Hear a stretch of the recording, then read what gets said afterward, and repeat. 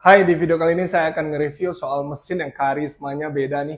Menurut saya ini mesin yang timeless alias tidak akan lekang oleh zaman karena bentuknya klasik. Dan mesin ini agak menakutkan, jarang ada orang yang mau beli. Dan ini mesin buat salah satu customer kita namanya Chinos Coffee Space di Pekanbaru. Ini cabang ketiganya, nanti dia akan menggunakan BBM Piston 3 groove.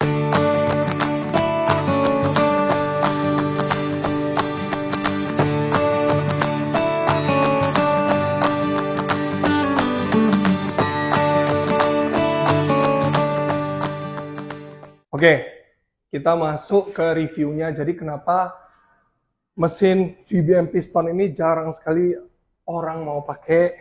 Kenapa orang takut gitu mau pakainya? Karena memang sistem kerjanya full manual.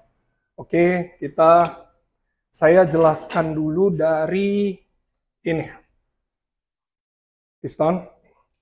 Jadi di dalam piston ini ada pernya itu mirip seperti shock breaker motor. Jadi ketika kita tarik, ini dia akan terkompres.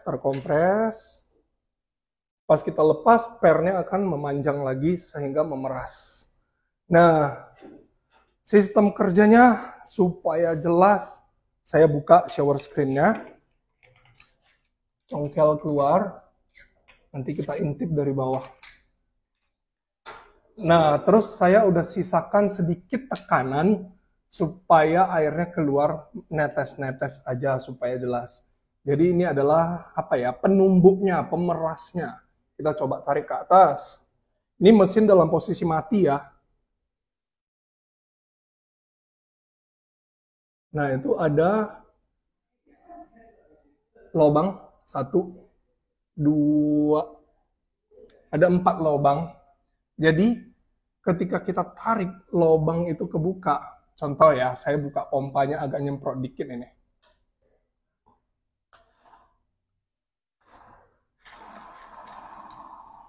Oke. Jadi saya matikan lagi sebentar. Ini semua udah mati. Jadi sebenarnya waktu kita tarik, yang kita lakukan itu adalah kita buka air kebuka untuk isi chamber ini, ruang kosong ini. Nanti kan coffee grounds-nya di sini, jadi ada ruang kosong. Jadi kita tarik ke bawah itu sebenarnya kita buka air masuk, dan ketika kita rilis itu lihat lubangnya ketutup. Begitu lubang ketutup, tak, pompa berhenti jalan. Air berhenti masuk, peras. Jadi ketika kita rilis, fungsinya ada 2, tutup air berhenti masuk, dan peras. Itu dia lagi meras, habis. Oke, kita pasang.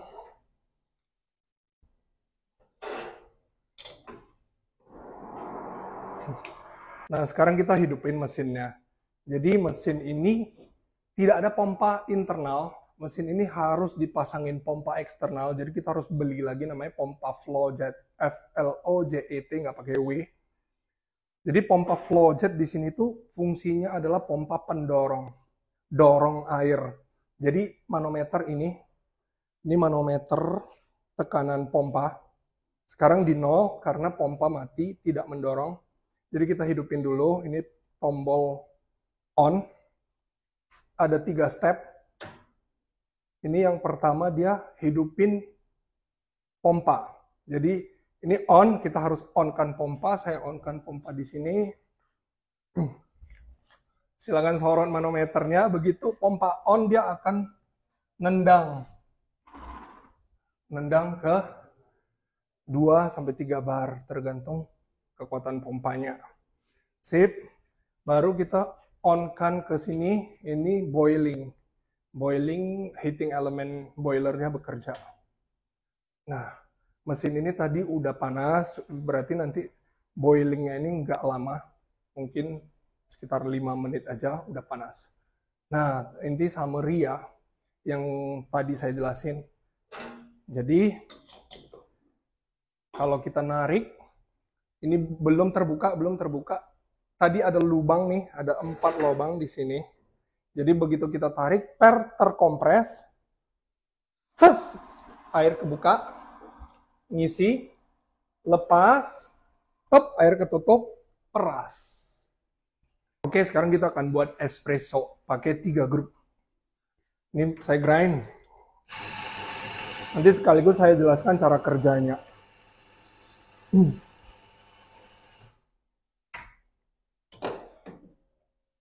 Samping. Ya ini udah ngeluarin 18 gram ya. Jadi cara pakainya, kalau saya biasanya ini tangan kiri nge-flash. Jadi flashnya segitu aja cukup, pasang, bantu tangan kiri, kunci, turunin gelas. Nah di grup head pertama ini saya quick release ya. Oke, ini quick release. Buka grup head kedua.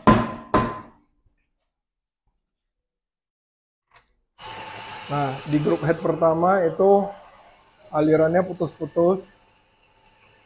Nanti saya jelaskan. Tamping, pasang, bersihkan. Sama ini di flash.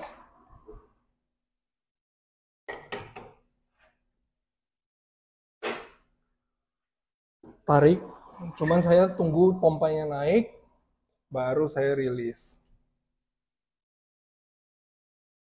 Yang ketiga, buka. Filling.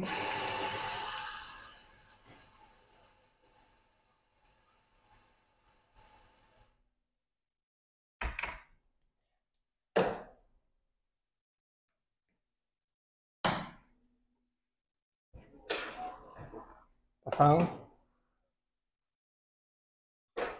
Kalau ini kita biarin dia ngalir.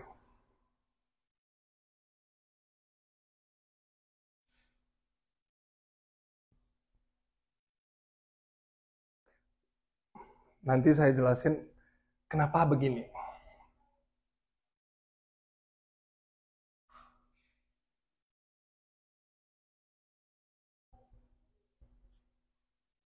Oke.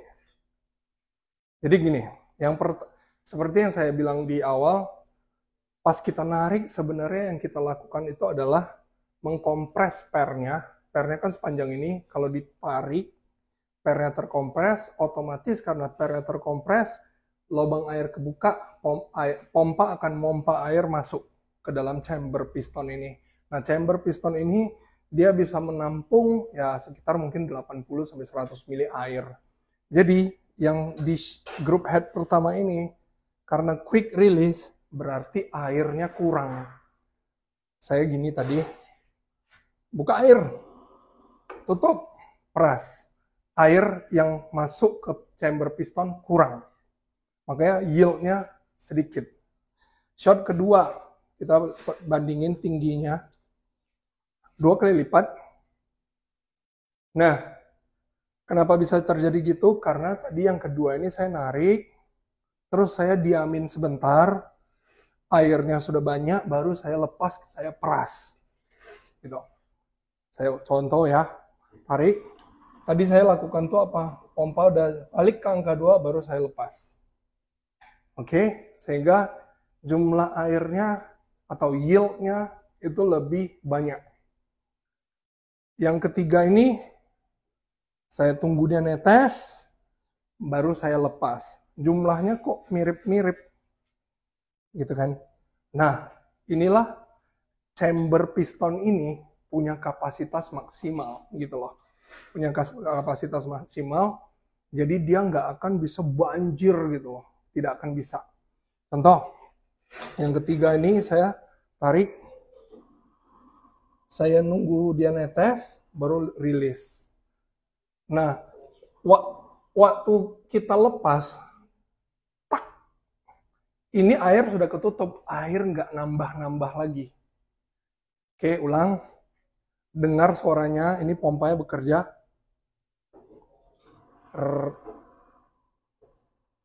Rilis, air ketutup. Nggak nambah-nambah lagi, gitu loh. Jadi, Apa yang buat mesin ini beda dengan mesin-mesin lainnya? Ya cara kerjanya. Memang kalau dibilang konsisten, pasti nggak terlalu konsisten. Cuman itu asiknya gitu loh. Kenapa nggak itu asiknya dan kenapa nggak terlalu konsisten? Contoh si A, nariknya quick release. Si B,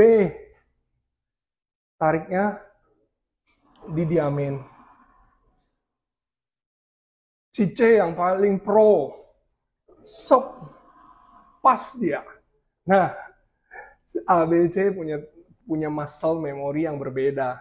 Nah, itulah yang menyebabkan kenapa orang agak takut nih beli mesin piston. Tapi sebenarnya ya setiap mesin ada kesulitannya masing-masing. Mesin volumetric, semi automatic, dan manual itu ada kesulitannya masing-masing. Menurut saya itu hanya stereotype aja buat mesin ini susah dipakai. Enggak juga. Tergantung ya praktis. Kalau kita sering latihan, kita akan punya muscle memory yang jalan otomatis gitu loh. Jalan otomatis. Setiap yang kita bikin tuh selalu sama. Contoh, saya punya muscle memory yang 1, 2, 3, tek. Jadi otomatis yang saya bikin itu sama karena feelingnya udah dapet gitu. Jadi nggak benar ya kalau mesin piston itu nggak konsisten. Yang nggak konsisten bukan mesinnya, tapi orangnya. Oke, next kita masuk ke perawatan. Oke, perawatan. Nah, karena bodinya stainless, ya harus pakai kain microfiber ya. Kain microfiber, jangan pakai kanebo. Karena kanebo itu kan bahannya ada karet, ada campuran-campuran, takutnya buat bodinya lecet. Jangan pakai tisu juga, tisu itu bisa buat lecet. Nah, yang unik dari mesin ini adalah mesin ini nggak pakai backflush ya. Nggak perlu di backflush. Jadi kalau mesin-mesin pada umumnya yang pakai pompa, itu kan dia harus di backflush. Kalau mesin piston tidak perlu di backflush karena pressure-nya habis gitu loh. Waktu kita tarik, lepas, ini pernya kan waktu kita tarik, pernya terkompres. Waktu kita lepas, pernya meras, dia akan peras sampai tekanannya hilang. Nah, tapi kalau mesin pompa biasanya waktu kita off kan dia ada tekanan yang balik ke group head sehingga kita harus backflush. Nah, mesin ini perawatannya wajib beli food grade lubrikan. Nah, ini food grade lubrikan yang dijual sama Tofin, mereknya BOX ini. Food grade lubrikan untuk mesin es krim juga bisa, untuk mesin espresso juga bisa. Pak, ini betul-betul bagus, cukup dipakai secuil aja dia bisa covernya banyak gitu loh.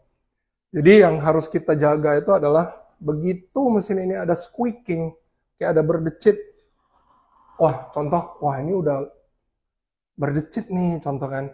Ya udah segera oleskan food grade lubrikan. Terus sering-sering dibongkar ininya. Shower screen. Nah, cara bongkar shower screen gampang, kita ambil aja ini kupingnya, congkel keluar. Wih. Dia akan jatuh sendiri. Tenang, ini nggak bakal muncrat karena sekarang pompanya ketutup. Jalur air ketutup. Nah, ini harus sering-sering dibersihkan. Pistonnya, penumbuhnya, pemerasnya. Ini kalau nggak dibersihkan dia bisa menghitam kena minyak-minyak kopi. Terus sebulan sekali kalau bisa bautnya dibongkar. Kalau memang nggak yakin panggil teknisi. Jadi fungsi 4 baut ini ada 4 ya, 1, 2, 3, 4. Ini hanya untuk penahan supaya posisinya nggak lari-lari.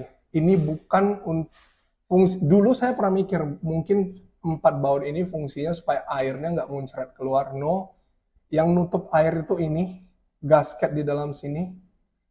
Jadi fungsi 4 baut ini supaya ini nyatu nggak lari-lari aja posisinya. Jadi kalau bisa sebulan sekali dibongkar. Udah buka, ini bisa ditarik keluar. ditarik keluar, isi dalamnya ada 3 gasket, 1, 2, 3, dan 1 pin plastik. Jadi total di satu piston ini ada 4 gasket. 1 di luar, gasket untuk group head, 4 lagi gasket untuk piston. Bentuknya lebih kecil. Nah, itu harus sering-sering dikasih food grade lubricant. Itu aja perawatannya, nggak pakai ribet. Terus mesin ini benar-benar full manual, nggak ada yang kita bisa baca angka-angka. Kita hanya bisa baca tekanan pompa, tekanan boiler. Itu aja. Selebihnya pakai feeling. Kalau feelingnya kuat, rasa espressonya juga beda nih pasti. Terus perawatan terakhir itu adalah jangan buka pakai tangan kiri. Karena kalau semua ini kita buka pakai tangan kiri, takutnya kita salah arah. Nah, ini kanan. Saya dulu punya kejadian tuh apa? Orang buka pakai tangan kiri sehingga salah arah.